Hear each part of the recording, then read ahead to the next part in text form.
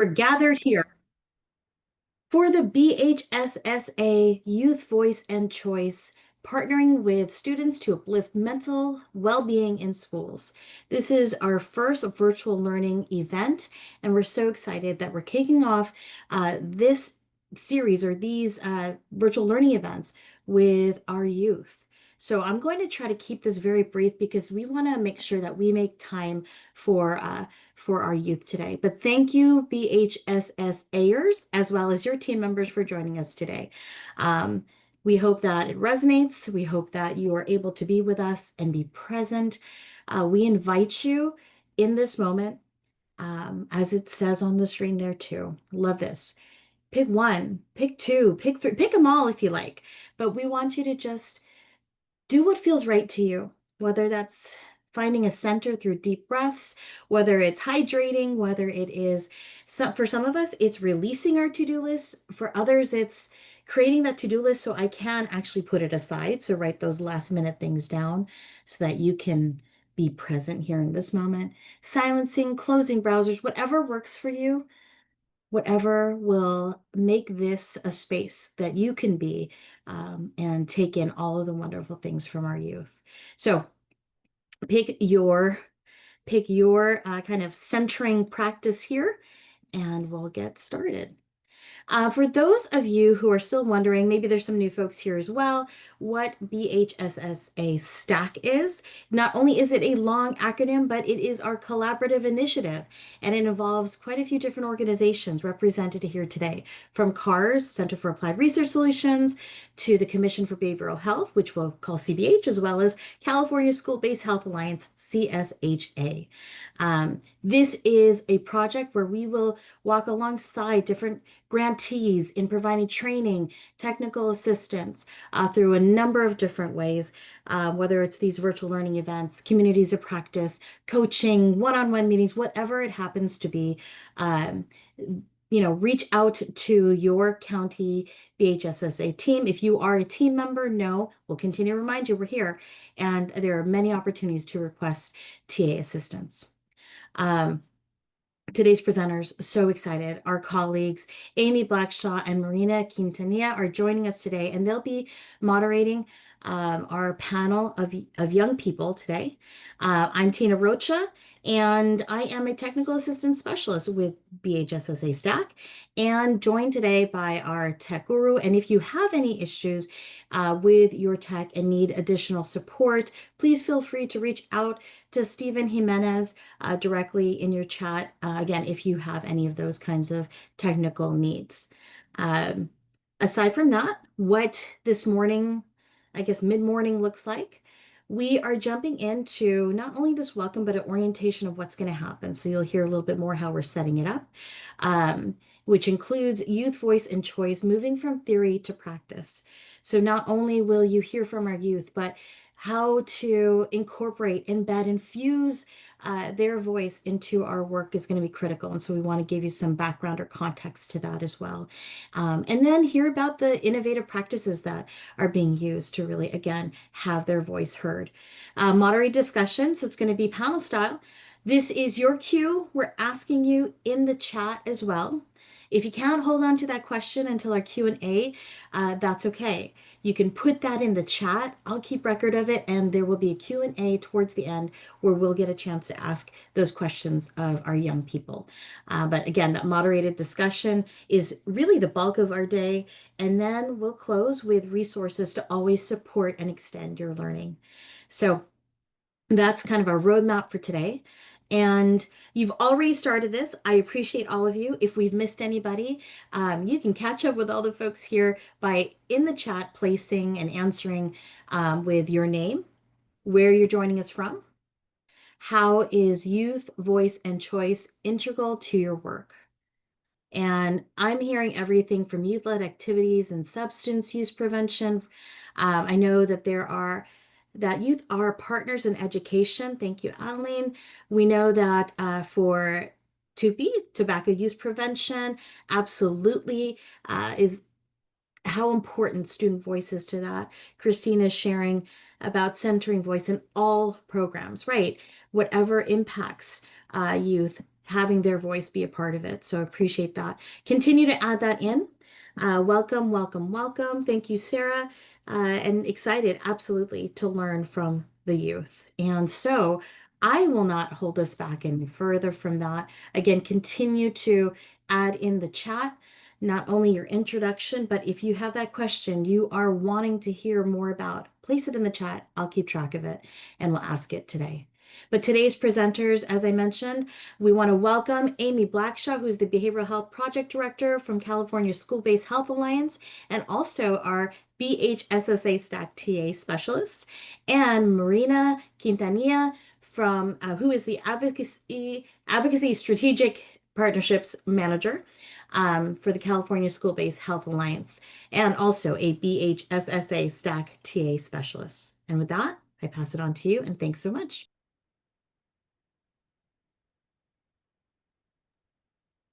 Hi, good morning, everyone. So I'm just going to go over a little bit of the objectives for today. So we hope that you are all able to describe at least 2 key benefits of incorporating youth voice and choice in school-based behavioral health initiatives, that you're also able to identify effective strategies for engaging students as leaders and co-creators in school-based mental health change, and lastly, that you are able to engage with youth leaders directly and identify youth-driven approaches and solutions for their BHSSA work. And so those are our objectives for today. Let me go back. Okay, there we go. And a little bit about the California School-Based Health Alliance is that we are a statewide nonprofit organization dedicated to improving the health and academic success of children and young people by advancing health services in schools. We do this in many ways. One of them is helping new school-based health centers get started, providing tools and resources, helping those existing school-based health centers to grow, to continue incorporating best practices and sustaining their services, and lastly, to have convenings and provide tools and resources to the field. And if you want to learn a little bit more about us, you can take a look at our website, schoolhealthcenters.org. And now I will pass it on to my colleague, Amy, to get us started with the opening activity.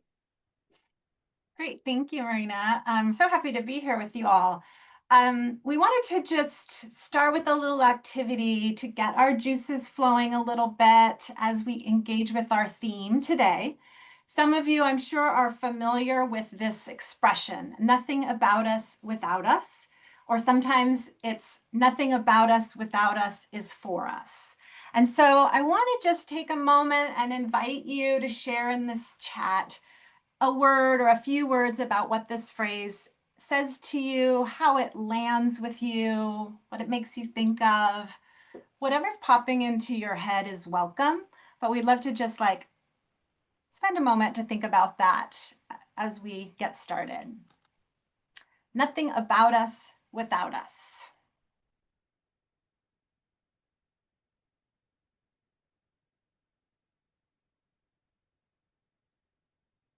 Welcome you to just drop a few words in the chat. Thank you, Natalie. Inclusivity, empowering. Thank you, Savannah. I'll wait for a couple more. Democracy. Yes, thank you, Matt. Catalina, thank you, Tanya. Allies, inclusivity, community, equality. Yes, and paying homage to disability rights advocates. Yes, this is great. Thank you. And thank you, Terry. Respect, collaboration. Awesome. Go ahead and keep landing those. So I just want to say this slogan actually goes back centuries to the 16th century. There was kind of a version of this, but it was really popularized, as Leora said, around the 1990s with the disability rights movement. And it really just expresses this idea that no policy or decision should be made about a group without the direct and meaningful involvement of that group. So it really asserts self-determination, agency, inclusion, as you are all mentioning. And so, youth advocates have really taken up this expression as well, asserting that adults should not design programs for youth without including youth voice and involvement. So with that in mind, we're just going to talk a little bit about kind of the why. And I know that many of you are this is not new to you, but these are 5 key points about why it's so essential that we're thinking deeply about youth voice as we envision and plan for and advance behavioral health programs and initiatives. I know some of you are already doing this work and deeply thinking and planning and implementing to ensure that youth voice is present. So one of the key things is this is driven by youth demand. This is what young people are actively calling for. They're calling for meaningful roles in shaping the programs and policies that impact them and affect them. It's also deeply rooted in healthy adolescent development. Elevating youth voice is really based on evidence-based principles that support healthy identity formation, community participation, leadership for young people. And it responds to an urgent need, right? Youth across our communities are really facing this critical need for expanded mental health, emotional, social well-being supports, and they are readily engaging in peer-to-peer supports to get that. Youth voice elevates and advances equity and cultural relevance. When we engage young people from diverse backgrounds, this helps ensure that the services are going to reflect their lived experience, their cultural and community context. And there's a triple impact of incorporating youth voice, right? It's improving our systems and programs. It also empowers the young people as leaders and change makers, and then has these positive impacts for those youth that might be the recipients of the services. So that's powerful. So I'm just going to pause for a moment to ask, like, which of these key points resonates the most for you? So and I invite you to put this in the chat. If you are going to talk more with your team or with stakeholders in your community, partner organizations to talk about the value of youth voice, which one of these would you lift up first? And so if anyone wants to just drop that in the chat, we'd appreciate it.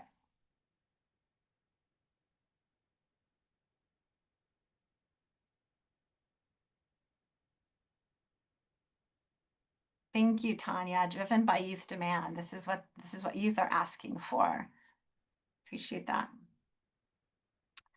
I'm going to keep going, but I wanted to just spend a moment getting a little deeper on one of these points, which is around adolescent development. When we look across frameworks of healthy adolescent development, prevention and early intervention models, we see really clear alignment of youth voice and the vital developmental areas that help youth to thrive. So studies have found that pro-social behavior, meaning voluntary actions that are intended to benefit other people, helping, sharing, participating, is really associated with a range of behavioral health outcomes during adolescence and beneficial outcomes for them, which includes positive mental health and includes academic performance. So students really thrive, they flourish when they have access to supports and programs that foster their responsibility, agency, and knowledge, where they are positioned not just as recipients of behavioral health services, but as active participants in their own learning, their growth, their change. Builds self-esteem, builds that sense of competence, self-determination, meaningful connections with others. It strengthens their relationships with peers and adults by helping them to develop communication skills, cooperation skills, problem solving, judgment, as well as social emotional skills like empathy and support and non-judgmental listening. So there's all of these developmental assets that come from the work of being part of Youth Voice. And you know, the sense of opportunity and future is also really important. It really encourages exploration of meaningful roles in society, careers, life goals, etc. So with that, I'm going to pass it back over to Marina, who's going to take us forward. Yes, so when thinking about what does it mean to have youth voice and choice, it is really thinking about the connection to youth engagement, and how we're working with young people. So we're not working for them. We are collaborating towards shared goals. We're working with them.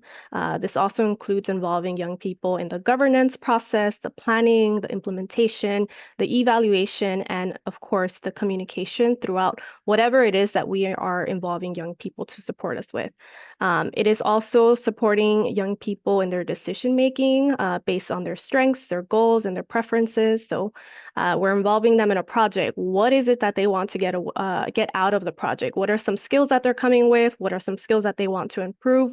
What are some of their passions? And how can we incorporate all of that into the program already? It is also keeping in mind that it is more than a seat at the table. Meaningful engagement isn't just inviting youth to join the table, it's co-creating the table and sharing power. It is equipping them with the tools necessary so that they are able to show up fully at this table and participate. And some of you may have heard the Hart's Ladder. And so the Roger Hart's Ladder outlines 8 levels of youth participation from tokenism at the bottom, the last 3 rungs, tokenism, to full youth adult partnership, so moving closer to the top. Many programs involve youth symbolically without trusting their input or expertise. So making sure that we are bringing young people to the table and understand their lived experiences, because when we fail to recognize that, we are creating unsafe and disempowering spaces for them.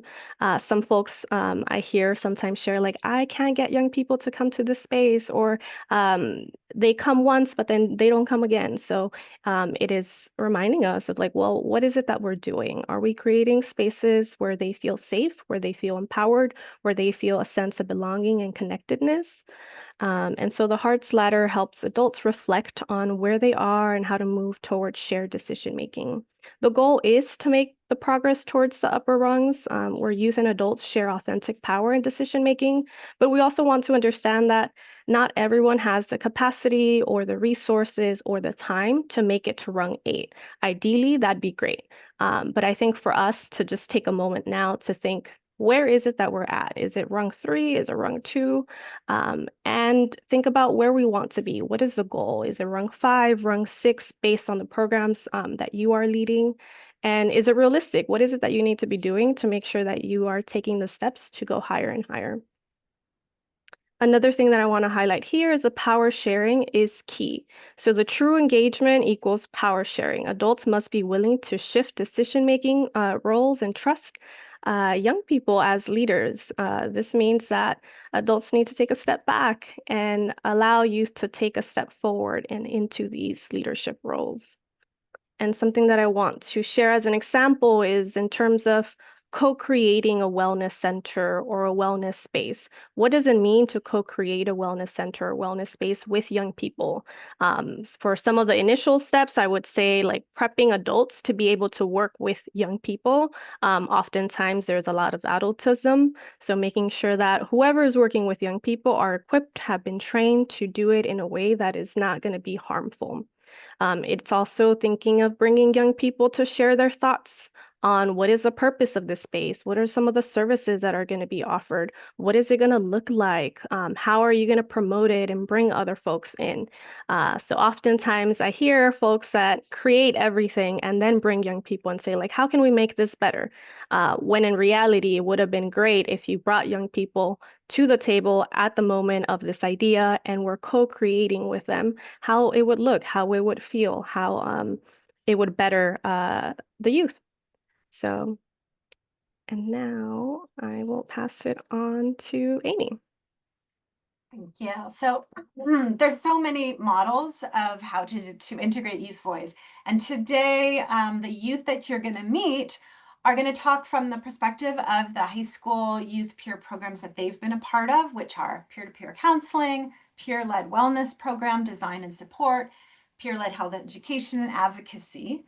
I just want to mention, though, that, though we're focusing on high school programs, youth voice and choice is still relevant in all age groups. It looks different, and we would adapt it and, make sure that it is sort of appropriate for the young folks that we're involving. But specifically today, you're going to hear a little bit from these models from high school programs. And since I know we're all focusing on behavioral health supports, I wanted to share this continuum of peer-to-peer support program models. We're not going to dive deeply into these models, but just knowing that this spans a continuum of, starting on that left with less intensity to more intensity. And it's an important point just to consider that we need to ensure that we have a good match between the model and the amount of support, staff time, funding, scaffolding that will be available. Because further on that continuum means greater commitment of time, staffing, and funding. And if we are inviting youth participation, we need to ensure that we're really giving them sufficient support in that participation. So to the next slide, as I mentioned, we're going to talk about, or we're going to hear about programs that our young people have been part of. Peer counseling and mentoring is one that I know a lot of folks talk about wanting to bring to their programs. And these are, highly trained young people who have a high level of support and scaffolding to do this work responsibly. And there's just really amazing models throughout California of peer-to-peer counseling programs. We're also going to talk a little bit, waiting for the slide to advance. There we go. With youth who have been involved in peer-led wellness program design and support. So, really ensuring that when folks are starting wellness programs or wellness centers, that they are partnering with young people in that work. And a few examples, we're going to hear from a young person who worked with an organization called SAGE, Student Advocates Guiding Engagement, who really helped design their wellness center. Some of you may be familiar with the Ventura County Office of Ed model, which embeds wellness peers into all of their wellness centers. There's also different models of youth advisory boards to ensure that the programs, are really serving the young people. I'm passing it to you, Marina. Awesome. Another model is the peer-led health education and advocacy. This could be with a youth advisory board. And so it is young people being trained in different topics.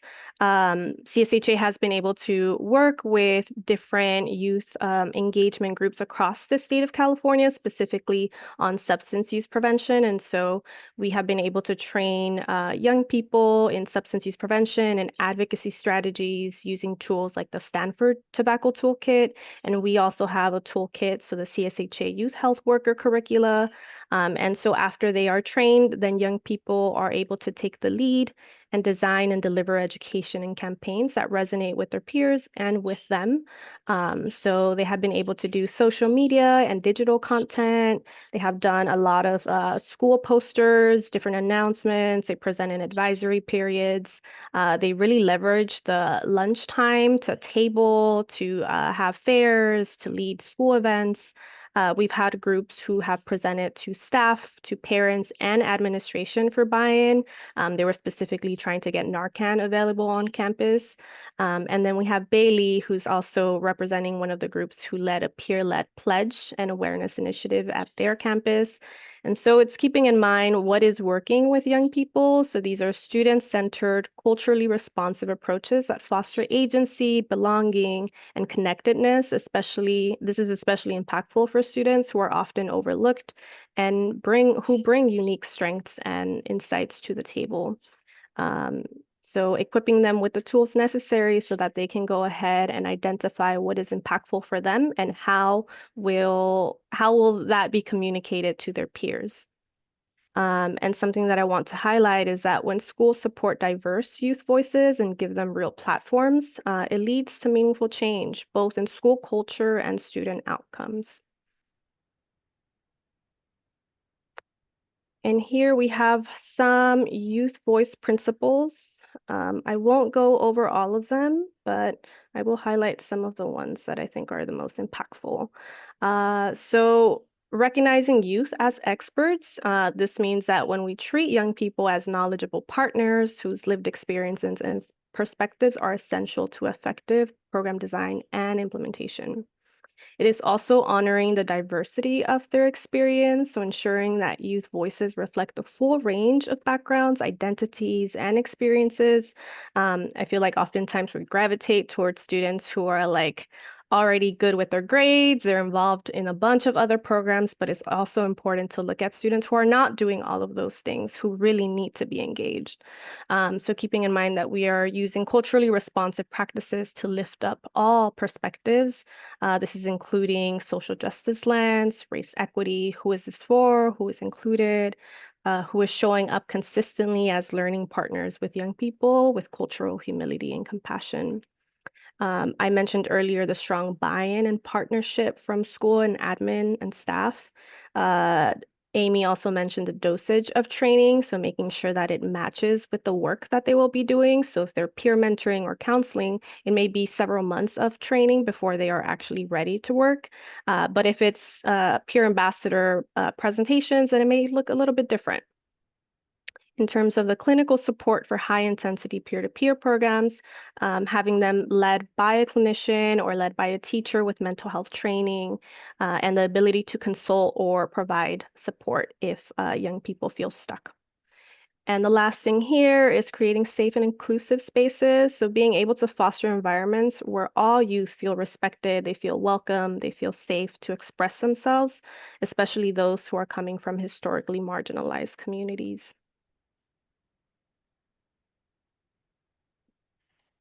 Okay, after this slide, we're gonna introduce our young people, which is the most important part of this presentation. But we wanted to just like name some action steps for you all as BHSSA leaders. And I know that some of this work is happening. But I think we wanted to just name a few key things. Train and support adults to work in partnership with youth. Marina made mention of this, but embedding youth voice really requires adult allies who know how to listen, who know how to step back, to create space for youth leadership. And not all adults are ready to do that. So we want to ensure that we're supporting that learning for adults as well. Establishing youth advisory structures. And this can happen wherever you are in the planning process, at the very beginning, early on, or when programs are already underway.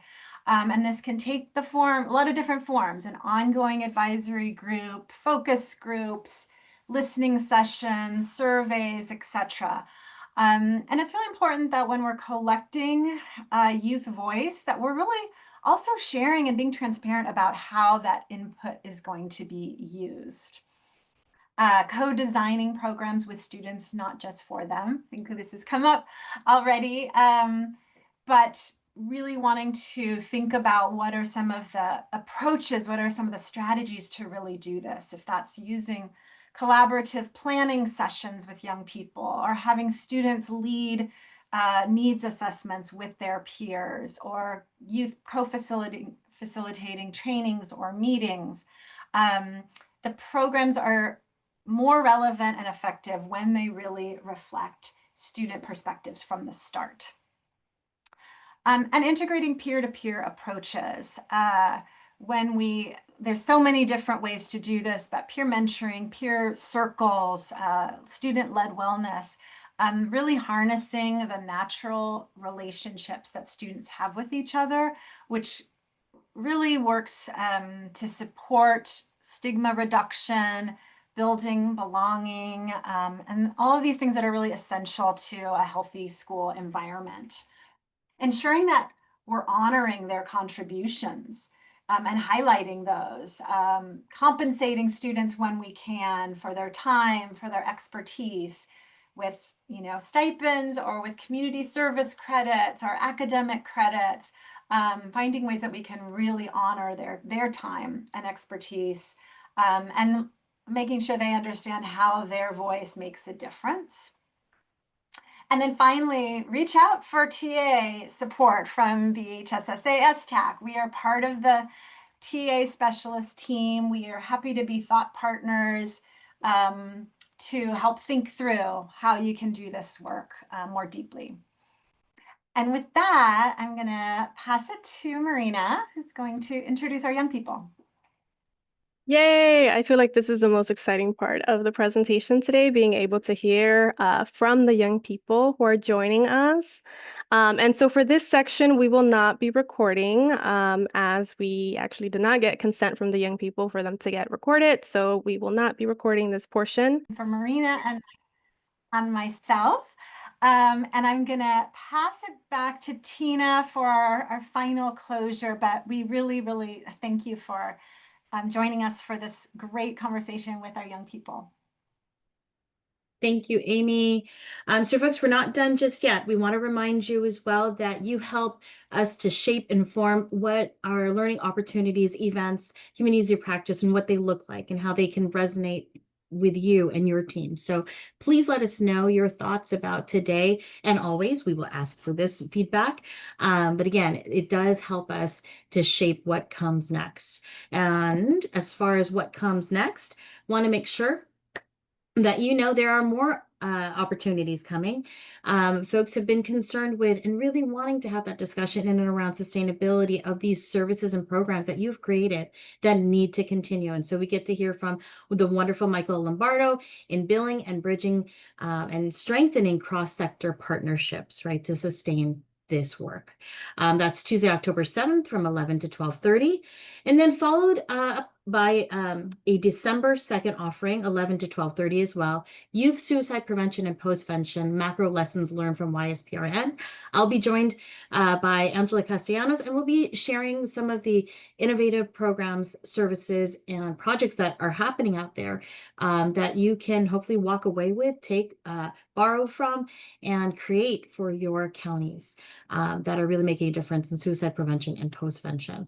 More topics in 2026, of course, navigating changes that we know continue to come in the federal landscape, and talking about what happens in the crisis aftermath. So grief, loss, and trauma care in the weeks, months, and years after. And Amy talked about this. We call it a lot of different things here, from Mighty Networks to Mighty Hub to the Grantee Hub. But for you, we have it here. The official name is BHSSA Grantee Hub. And we want to make sure that you are aware of all the amazing resources that are on there. We try to keep that updated, add to it on a weekly or bi-weekly basis. So we want to make sure that you have what you need for your programs as well as for your team members. So please be sure to check it out, because what you saw last week is going to be different this week. So please do look on there. If you haven't signed up, there is the QR code for you to sign up as well. In addition, there was a lot of talk about, if you need it, we are here. And so request TA support. Something here may have resonated. You want to build upon it. Maybe some coaching, maybe some just thought partnering. Go ahead and scan the QR code as well and request that TA, and we will bring in all of the most wonderful people to help make that magic happen. And before we completely let you go, we want to make sure we hold on to what's happened today. And so we want to share with you some words from Amanda Gorman. When day comes, we step out of the shade, aflame and unafraid. The new dawn blooms as we free it. For there is always light, if only we are brave enough to see it, if only we are brave enough to be it. After our time together, we ask you to spend a moment, and if you would, reflect in the chat either one source of light, perhaps it's something you heard today, or add in one hope you have for you, your team, your community, your students, one hope, or one move you'll make to center youth voice and choice in your BHSSA work. I will stop there and ask you to do that in the chat. Again, one source of light or one hope or one move you'll make to center youth voice and choice in your work.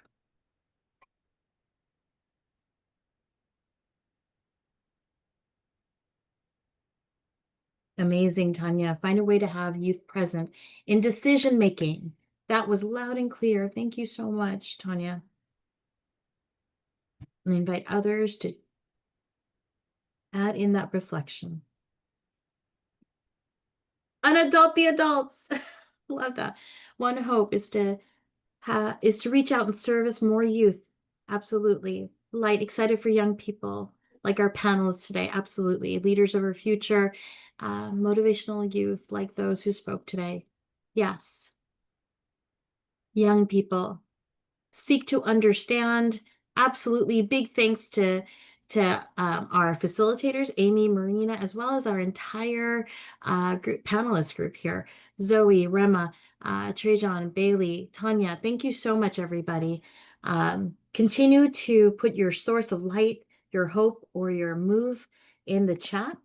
I see our time, and so what I will share with you is any questions, any follow-up, please feel free to take a picture of the slide, take down the info, contact us for what it is that you need. And again, we thank you for being a part of our day, and let it fill your day and the days of others. Thank you so much, everybody. Take care.